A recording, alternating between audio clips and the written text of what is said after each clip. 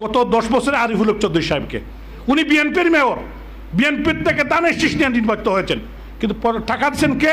মাননীয় প্রধানমন্ত্রী শেখ হাসিনা, সাবেক অর্থমন্ত্রী, এই সিলেটের রত্নগর বা সন্তান, আলোকিত পরিবারের সন্তান ডক্টর আবুল মাল আব্দুল মুহিত, উনার ভাই বর্তমান পররাষ্ট্রমন্ত্রী, সিলেট 1 আসনের মাননীয় সংসদ সদস্য, সাদা মনের মানুষ, অত্যন্ত সজ্জন ভদ্রলোক মানুষ। উনার কাছে আরিফুল হক চৌধুরী সাহেব মেয়র সাহেব যখনই গিয়েছেন উনি ডিও লেটার দিয়েছেন, টাকা এনে দিয়েছেন। ড্রেনেজ কি, ড্রেনেজের সমস্যার সমাধান হয়েছে? ভিতর খুলেন, একটু যদি ভিতরে যান দেখবেন যেই লাউ সেই কদু, উপরে কসমেটিক ওয়ার্ক হয়েছে। আমি সমালোচনার খাতিরে সমালোচনা করতে চাই না, আমরা ভদ্রলোকের সন্তান, আমি রাজনৈতিক কর্মী, আমি এই কথাগুলো 100% কনফার্ম হয়েই বলতেছি। আপনারা কি একটি ড্রেন ভাঙ্গে দেখেন? এটা কার স্বার্থে করা হয়েছে, কেন করা হয়েছে? আজকে রাজশাহীর মতো সিটি 1 নম্বর সিটি হয়েছে এশিয়ার মধ্যে, আর সিলেট ইজ সিলেট, আধ্যাত্মিক নগরী, পর্যটক নগরী। হযরত শাহজালাল রহমতুল্লাহি আলাইহি এখানে ঘুমিয়ে আছেন, হযরত শাহ ফরার রহমতুল্লাহি ঘুমিয়ে আছেন এখানে, ঘুমিয়ে আছেন হযরত বুরহানুদ্দিন রহমতুল্লাহ আলাইহি। এটা একটি কৃষ্টি, কালচার, ঐতিহ্য, সব দিক থেকে সিলেট ইজ ডিফারেন্স দেন আদার জেলা। এখানে শুধু সিলেটের মানুষ থাকেন না, সারা বাংলাদেশের মানুষ থাকেন, যারা এই শহরে থাকেন তারা কন্ট্রিবিউট রাখেন, সবাইকে নিয়েই তো আমাদের সিলেট। আমরা এনআরবিদের হাব, কোটি কোটি মানুষ বিদেশে থাকেন, তারা কি করেন? সেখানে গিয়ে টাকা রোজগার করে আত্মীয় স্বজনকে দেন। এই উপশহরে যত বাড়ি আছে প্রত্যেক এর 80% বাড়ি কি ফরেনারদের না, মানে ফরেনার এনআরবিদের না? আপনাদের সন্তান, আমাদের আত্মীয় স্বজন, মা বাপ, ভাই। কিন্তু কিছু সংখ্যক ভূমিকাকু, কিছু সংখ্যক দস্যু তাদের সম্পত্তি দখল করার চেষ্টা করেন। এখানে তাদের আত্মীয় স্বজনরাও আছেন এবং এদের কোনো রাজনৈতিক পরিচয় নেই। আমরা, আপনারা যদি, আল্লাহ তাআলার যদি হুকুম হয় আর আমি যদি নির্বাচিত হতে পারি, এটা 0 টলারেন্স হবে, কোনো শক্তি নাই।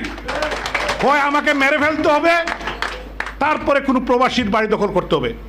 আরেকটা কথা বলতে চাই, খালি শুধু প্রবাসী নয়, আপনার অনেক সিনিয়র সিটিজেন আছেন, অনেক প্রফেশনালস আছেন যারা দীর্ঘদিন সারা জীবন চাকরি করে জীবনের শেষ পর্যায়ে এসে স্ত্রীকে নিয়ে উপসরে থাকতে চান, বালুচরে থাকতে চান, হাউজিং স্টেট থাকতে চান, বিভিন্ন জায়গায় থাকতে চান।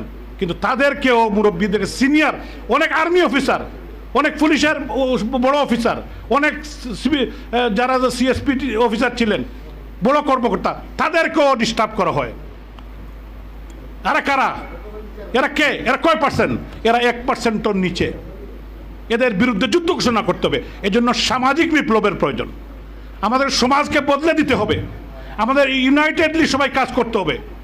এখানে যারা মুরব্বিয়ান আছেন, আমার শ্রদ্ধেয় মুরব্বিয়ান আছেন, আপনাদেরকে নিয়েই আগামী দিনে এই শহরকে একটি সুন্দর শহর গড়ে তুলতে চাই, যাতে করে আমাদের আগামী প্রজন্ম, আপনারা মুরব্বী হয়ে গিয়েছেন, আপনাদের সন্তানরা, আমাদের সন্তান যারা, তাদের জন্য এই শহরকে আমরা গড়ে তুলতে চাই, যাতে করে সিলেট হবে নিরাপদ, সুশৃঙ্খল, গ্রিন, সুন্দর একটি ক্লিন সিটি, যেটা হবে একটি আধ্যাত্মিক পর্যটক নগরী। কোটি কোটি মানুষ, পর্যটকরা আসবে সুন্দর সিলেটকে দেখতে।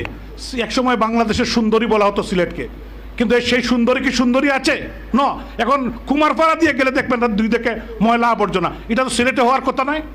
এটা কি সিটি কর্পোরেশন ট্যাক্স নেয় না? কেন? কার জন্য এগুলো হচ্ছে? এই জিনিসগুলো উপলব্ধি করতে হবে। আপনাদের সন্তান হিসাবে আপনাদের এই সন্তানের জন্য আপনারা দোয়া করবেন। এখানে যুবক বন্ধুরা আছেন, আমার জন্য দোয়া করবেন, আমাকে সহযোগিতা করবেন। ইনশাআল্লাহ আল্লাহ তাআলা যদি আমাকে সেই সুযোগ দেন, আগামী 21শে জুন যদি আমি নির্বাচিত হতে পারি, আমাদের মা বোনদেরকে সালাম পৌঁছে দিবেন। তাহলে যদি আমি নির্বাচিত হতে পারি, তাহলে এই নগরীর আপনাদের সবাইকে নিয়ে বাংলাদেশের সফল প্রধানমন্ত্রী, আমার নেত্রী রাষ্ট্রনায়ক শেখ হাসিনা আমার উপর যে আস্থা রেখেছেন, আমি নেত্রীর কাছে গিয়ে আমি হাই স্পিড ট্রেন করতে চাই, এটা আমার স্বপ্ন। আপনি ঢাকা, আমাদের যে ক্যাপিটাল সিটি, রাজধানীর সাথে সিলেট সিটির কানেক্টিভিটি করতে চাই। 2 ঘন্টায় যাতে আমরা ঢাকায় পৌঁছতে পারি। 4 লাইন হবে, এই 10 লাইন হবে, হাই স্পিড ট্রেন। আমরা এখন কিন্তু পৃথিবী এগিয়ে যাচ্ছে। আগে ঢাকার থেকে গোপালগঞ্জ যাইতে লাগতো 7 ঘন্টা, এখন লাগে 2 ঘন্টা। আর আমরা সিলেট থেকে ঢাকা যেতে কয় ঘন্টা লাগে? গাড়িয়ে যাইতে 8 ঘন্টা। হয়তো এটা সমাধান হয়ে যাবে, মাননীয় প্রধানমন্ত্রী 6 লাইন করে দিচ্ছেন। কিন্তু ট্রেন যদি আমরা হাই স্পিড ট্রেন করতে পারি তাহলে কিন্তু বদলে যাবে আমরা ইকোনমিক অবস্থা, সব ক্ষেত্রেই আমাদের অবস্থা ভালো হবে। সকালে যাবেন ঢাকায় কাজ করে, সন্ধ্যায় সিলেটে পৌঁছবেন।